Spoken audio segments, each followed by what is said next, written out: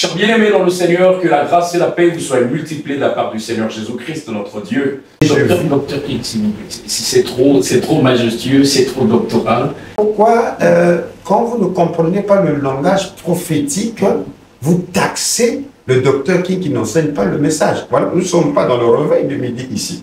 Je suis ici dans la prophétie. Voilà pourquoi je suis en train de vous ramener au passé. Je ne suis pas fait à répondre des questions comme vous le faites. Par oui ou non. Par oui ou non, non. Parce qu'un prophète ne vient pas simplement donner un prophète annonce la venue de quelque chose de nouveau.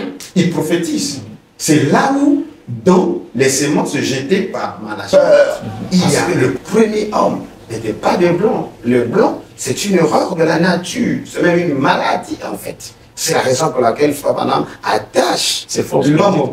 Mais oui, c'est scientifiquement prouvé. Bon, Frère Branham dit que le péché, le mal, la guerre, la cruauté est liée à l'homme blanc. C'est ça la vérité. Ce ne sont pas les Africains qui sont taillés chez les Grecs. C'est le contraire qui s'est fait.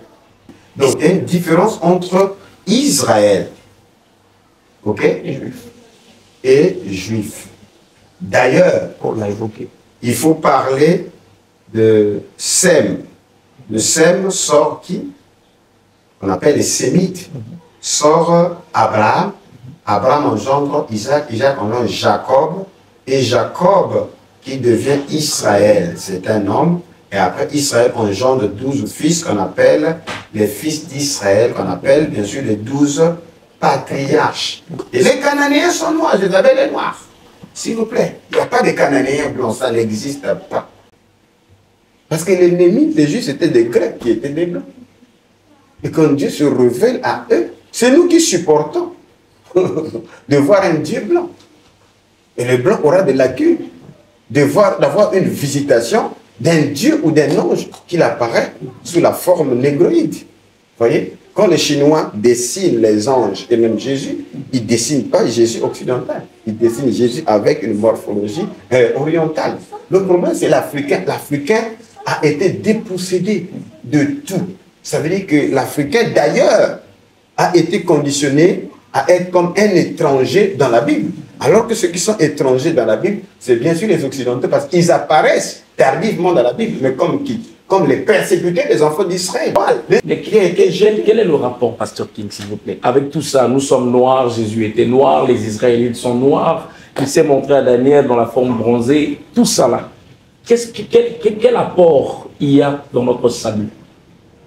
Non, mais le salut, Parce que la parole de Dieu, le salut a été accompli par l'œuvre de la croix. Ok? En acceptant le Seigneur. Blanc, noir, jaune ou rouge, nous avons accès au salut. Mais ici, on n'est pas en train de traiter la question du salut, on est en train de traiter la question du réveil. Oui, mais justement, ce réveil qui nous donne notre identité, noir, blanc, rouge et autres, qu'est-ce que ça change réellement? Sinon, le blanc, il n'a pas sa part. Non, le problème avec l'Africain, c'est lorsqu'on parle de l'Africain, il est dérangé. Il y a eu un réveil. Il ne peut pas être dérangé puisqu'il s'agit bien de lui. Non, il n'accepte pas parce qu'il a été conditionné à se régner. J'ai dit qu'il y a eu un réveil du printemps protestant qui est le réveil du Nord. Ok? Ok. Avez-vous vu les acteurs africains agir au Nord? Le centre de gravité du réveil était l'Europe. Et ces nations protestantes ont connu un essor de développement, de rayonnement extraordinaire.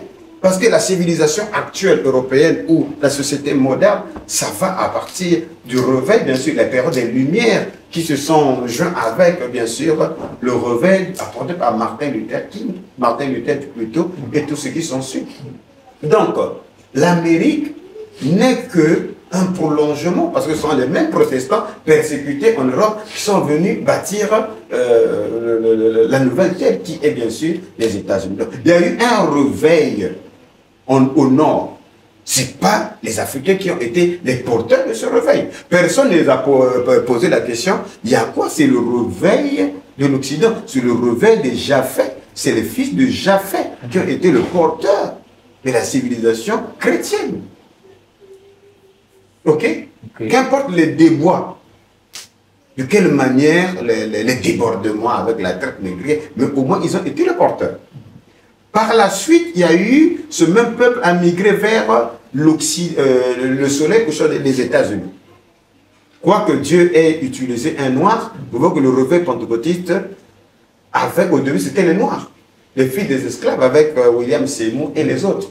Mais après ils ont été éclipsés par les fils de Japheth, c'est-à-dire les blancs.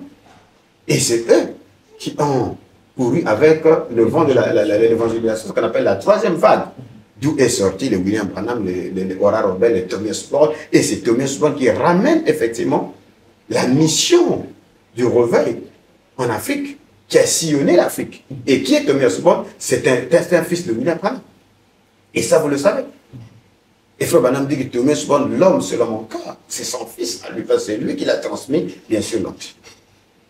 Ce qui a abouti chez nous ici avec les Adi Nabal. Les papas Baruti sont sortis d'Adi Nabal. Donc l'onction de la guérison que Baruti utilisait, c'est l'onction de Frère Branham qui est transité par Thomas More, qui est atterri par Adi Nabal, qui est très transmis dans cette génération. Donc tous ceux qui ont été avec Adi Nabal sont des hommes puissants, qu'ils soient ceux du message, que ce soit ceux qui sont restés chez les pentecôtistes.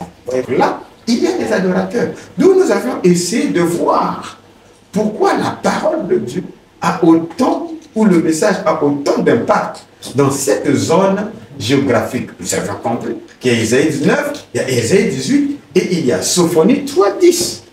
Pasteur King, vous nous donnez en tout cas envie de poser beaucoup plus d'autres questions, mais le temps n'est pas notre ami.